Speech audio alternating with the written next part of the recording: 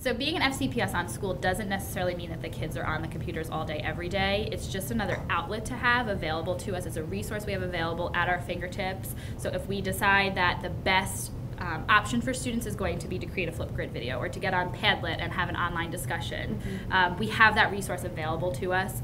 By no means are the kids sitting there on their computers. We still value and think it's super important for kids to have that face-to-face interaction and to learn those communication skills.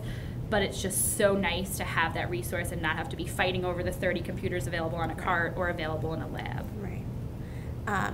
And when they are on their computers, it's really purposeful. Right. It's not like, hey, instead of doing this math worksheet, why don't you just play this math video game of racing motorcycles or whatever it is. So the work that we're giving them on the computer and the work that they're interacting with is really purposeful. And a lot of times it's used for, like we were talking about earlier, collaboration with each other. So, you know, sometimes we'll do a science lesson and then I'll post a question in Google Classroom, and for their homework they have to go and respond to create their response, but then respond to other students' questions. And so it's kind of like having this Socratic seminar, but online when they're not all with each other. And then we can come back and reflect on what we've learned or what we've done. And so I think they're on their computers more than they used to be 3 years ago, but they're on their computers for purpose, they're on their computers for interaction, and it's really to bring them to places in their education that I feel like my students have never been before. They couldn't go before. Yeah, absolutely. I think for me, where when I first found out we were going to be an FCPSOn school, I was like, I don't even know if I can catch up. I don't know if I have enough of what it takes. One thing I did have was a growth mindset, and I knew I wanted to teach children to have a growth mindset. So it almost went hand in hand beautifully.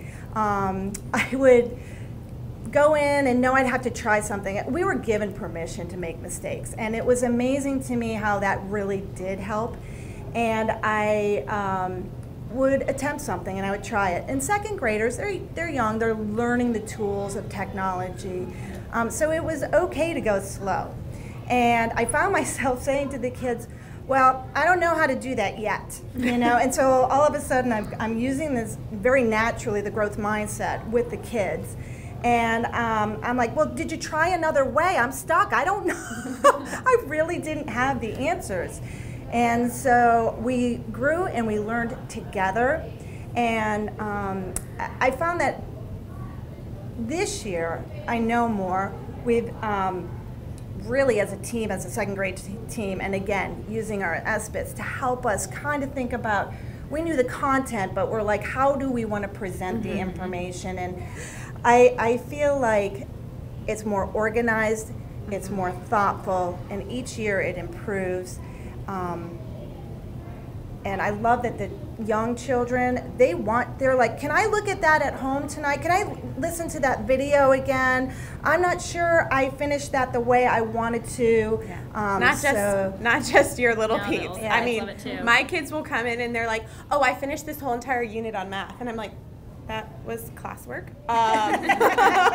What are you going to do in class? And so we would come up with other things. And that's one of the great things about it, too, and the kids love that. If you ask the kids, one of the things they love about it is that they can access it at home, and if they forget something in school, they have it right there at their fingertips. And you know, our unorganized kiddos, this really helps them to keep organized because everything is all in one spot. So if they lost a math paper, they can go online and see it, or if they forget how to do something, they could watch the video or the song again, and that's helpful for them. And I know, like, I've heard feedback from parents of just saying, like, oh, this was so nice to have at home because I could see what they were working on, or I could see where they were behind in, or we watched this video together and that helped us figure out the homework, or things like that. So it was, like, nice that, like, we could give them those resources and they don't have to only use them at school. Right.